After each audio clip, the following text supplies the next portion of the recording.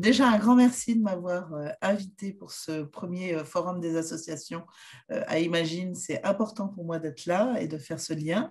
Donc, je m'appelle Anne-Sophie Lapointe. Je suis chef de projet de la mission Maladies rares au ministère de la Santé. Et depuis presque 3 ans, je suis en charge de la coordination du troisième plan national Maladies rares avec les différentes administrations centrales, avec le ministère de la Recherche également, pour piloter les 55 actions du plan national Maladies rares. Et c'est important pour moi d'être avec vous parce que ce troisième plan fait suite au premier et au deuxième et qui ont été à chaque fois impulsés avec les associations de patients. Donc, c'est normal d'être et c'est important pour moi d'être avec vous aujourd'hui pour pouvoir partager cette expérience du terrain du côté du ministère.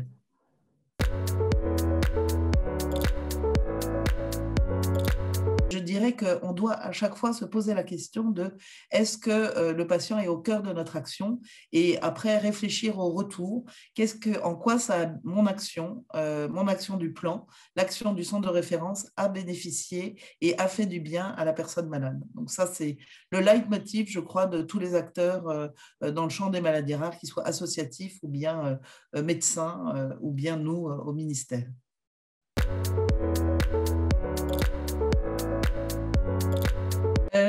Les attentes, en fait, elles sont grandes vis-à-vis des associations dans le secteur de la recherche.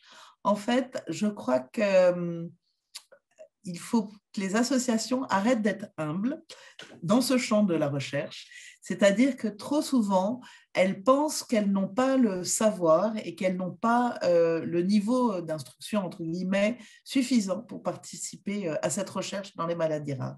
Et je m'oppose complètement à ce sujet, c'est-à-dire qu'en fait, ce savoir expérientiel par rapport au quotidien qu'ils ont avec la maladie rare, c'est quelque chose d'extrêmement précieux et qui est tout à fait complémentaire du savoir que le médecin, le chercheur aura par rapport à cette maladie rare. Et on découvre de plus en plus de recherches qui doivent être adaptées et ajustées par rapport à ce savoir expérientiel, parce que quand on va être dans le développement d'un médicament, à la fin de ce développement, ce qu'il faut, c'est que ce médicament apporte un vrai plus pour le malade.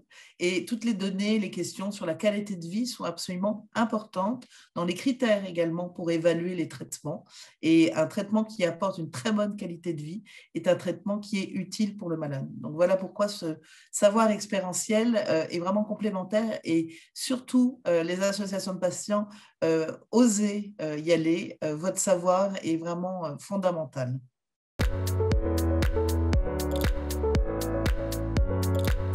Alors, il peut y en avoir plusieurs. Un frein qui est pratico-pratique sur peut-être un manque de visibilité de l'association de patients en question. Je pense que beaucoup d'associations de patients maladies rares font partie de l'Alliance Maladies rares. Je pense que c'est un levier pour connaître et donner une visibilité à une association de patients, même si elle concerne très peu de malades. C'est important d'adhérer à l'Alliance Maladies rares et ensuite à Eurordis, qui est la Fédération européenne des maladies rares, pour pouvoir avoir une visibilité à la fois dans la communauté associative des maladies rares et puis ensuite également pouvoir être plus facilement repéré par les cliniciens et par les chercheurs. Il faut ensuite pouvoir faire du lien avec les centres de référence et les filières de santé maladies rares. Et je pense qu'il faut s'appuyer sur les filières de santé maladies rares qui coordonnent, je dirais, d'un point de vue transversal les centres de référence maladies rares et qui sont un bon levier pour pouvoir être en contact avec les associations.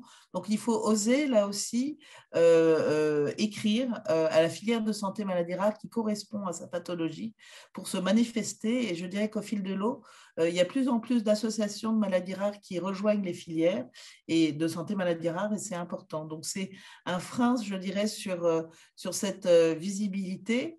Il faut aussi être représentatif, je dirais, L'association, parfois le clinicien ne connaît pas l'association, donc il ne va pas en parler, alors que finalement, souvent, enfin, et c'est ce qui est demandé dans la loi, lors d'un diagnostic, on doit pouvoir mentionner l'existence d'associations de patients, parce que c'est un relais, oui, c'est un relais pour pouvoir soutenir aussi les familles qui le désirent. Donc ça aussi, je crois qu'il faut aussi pouvoir, du côté des cliniciens, connaître les leviers d'action pour pouvoir partager l'information de l'existence des associations de patients. Donc, c'est un peu le deuxième frein. Et puis, le troisième, je l'ai évoqué tout à l'heure, c'est oser et vouloir y aller, et la légitimité. Et elles sont légitimes, il faut vraiment les rassurer sur ce point-là.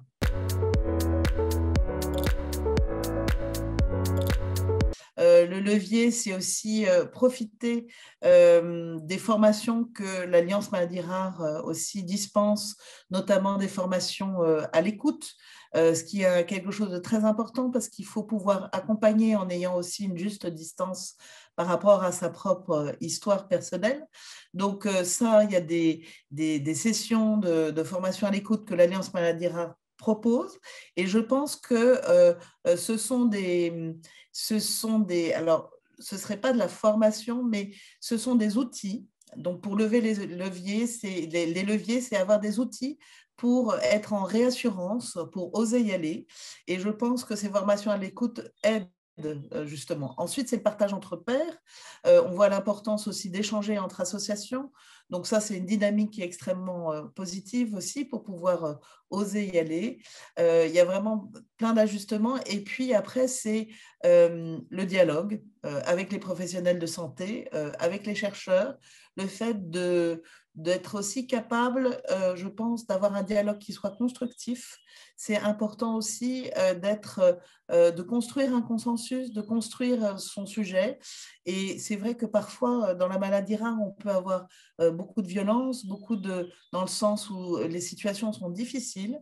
Et donc, il faut pouvoir aussi construire avec les poids que l'on a, pour pouvoir aussi arriver à ce dialogue et à cette construction. Et c'est par la parole, par le dialogue, par l'écoute qu'on arrivera à lever des freins et à être vraiment, pour que l'association apporte vraiment, fasse entendre sa voix. Je crois qu'il y a beaucoup de questions de l'ordre de la confiance aussi, du respect du rôle de chacun, et le fait de pouvoir aller comme ça plus loin, parce qu'on travaille en coordination. Et ça aussi, c'est important pour moi, pour lever des freins et pour que les associations soient pleinement engagées dans ce travail pour avancer autour des maladies rares.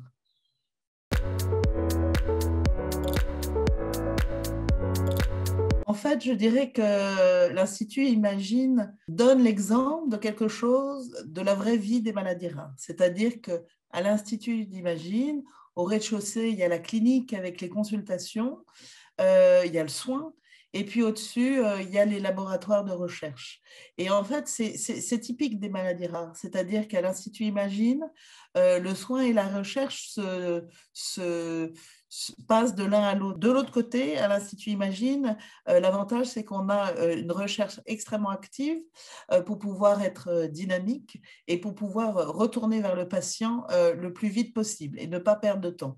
L'Institut Imagine impulse énormément de ce côté-là pour pouvoir avoir ce soin et cette recherche coordonnée en permanence avec le malade et le patient au cœur de ce soin et de cette recherche.